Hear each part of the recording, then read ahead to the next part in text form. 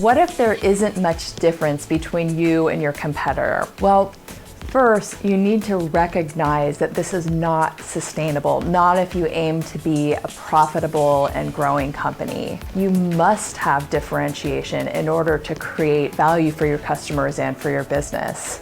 There's a word for an undifferentiated company or offering, and that is commodity. A pure commodity confers zero margin because when an offering is the same as its alternatives, the only way that it can compete is on price. So first, recognize that you need to tap into differentiation in order to have a healthy business. Second, consider that you may be more different than you're currently appreciating. You simply need to pinpoint more assiduously what is special about your business that is meaningful to your target customer. I have a framework that can be useful here. It's the uncommon denominator framework. And in this Venn diagram, you have one circle that's your customer desires, and you inventory everything that the customer wants. You have another circle that's your competitors' strengths, and then you have another circle that is your company's strengths.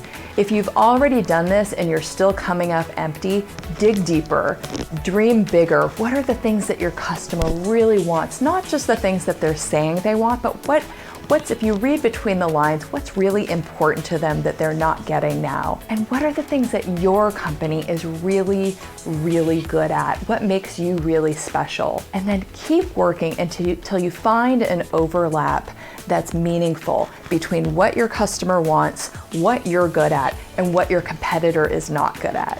Mark Benioff, who's the CEO and founder of Salesforce, wrote a book called Behind the Cloud. And in this book, he talks about how meaningful one of these times of reflection was for him in the beginning when he was conceiving of Salesforce. Benioff noticed that no one seemed to really like sales automation software, and yet most companies were still using it. Benioff wondered what if he could develop a product for these customers that increased productivity as their current solution was, but also was made easier to afford and easier to use. Benioff was identifying a meaningful customer desire that previously no competitor was answering. So do what Benioff did.